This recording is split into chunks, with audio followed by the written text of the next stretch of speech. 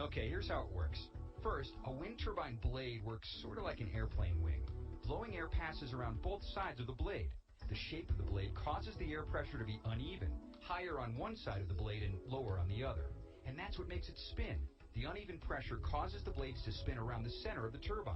On the top, there's a weather vane that's connected to a computer to keep the turbine turned into the wind so it captures the most energy. Now the blades are attached to a shaft, which only turns about 18 revolutions a minute, and that's not nearly fast enough to generate electricity by itself. So the rotor shaft spins a series of gears that increase the rotation up to about 1,800 revolutions per minute.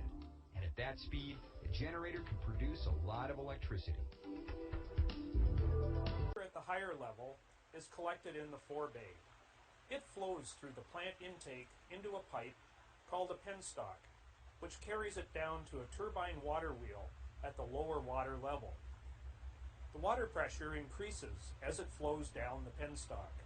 It is this pressure and flow that drives the turbine that is connected to the generator. Inside the generator is the rotor that is spun by the turbine. Large electromagnets are attached to the rotor located within coils of copper wire called a stator. As the generator rotor spins the magnets, a flow of electrons is created in the coils of the stator. This produces electricity that can be stepped up in voltage through the station transformers and sent across transmission lines. While the temperature of the surface of the Earth changes with the seasons, the temperature of the ground below the surface does not. Even at just 2 meters under the ground, it is about 15 degrees Celsius, all year round.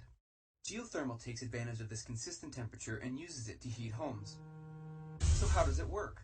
First, a large hole is made into the ground and filled with a series of pipes. A special heat-absorbing fluid constantly runs through the pipes. In the winter, heat from the ground is absorbed into the pipes and pushed upwards, where it can be circulated throughout the house. In the summer, the process is reversed. Heat from the house is absorbed into the pipes and pushed downwards, where it can be stored within the cooler earth. In California, the closed-loop active system is the one most commonly installed. These systems use flat-plate solar collectors, which have a plate of glass over a heat-absorbing sheet of copper plating, painted black. Underneath is a layer of insulation, and in between are rows of copper tubing that contain a non-toxic heat transfer liquid that gets hot when sunlight heats up the collectors. This heated liquid gets pumped through the copper tubing to a tubing coil called a heat exchanger in the solar water heater tank. There, it warms up the water surrounding the heat exchanger. When you use hot water in your home, it's drawn from your conventional water heater tank and is replenished by the stored hot water from the solar water heater tank.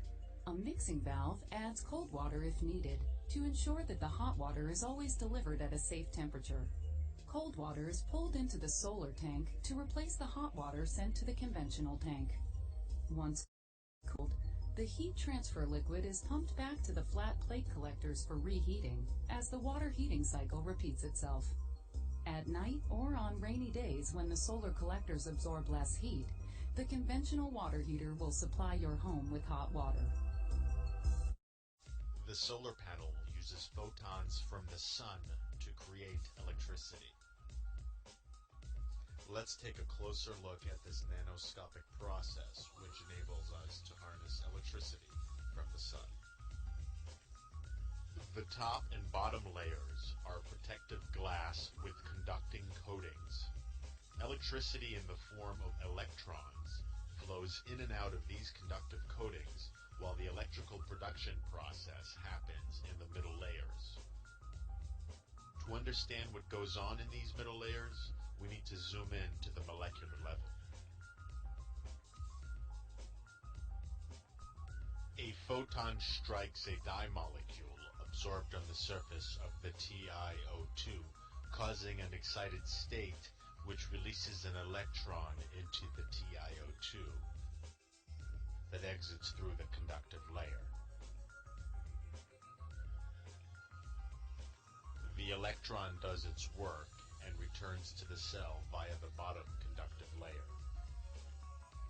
With the help of a catalyst layer, the electron enters the electrolyte and interacts with a triiodide molecule. Along with another electron, this reduces it to an iodide ion. The iodide ion makes its way towards the activated dye molecule and transfers an electron to the dye. The iodide ion reforms back to triiodide, and the dye molecule reverts back to its previous unactivated state. The dye is now ready for the next photon from the sun. This process occurs billions of times per second inside the cell to create an electrical current from sunlight.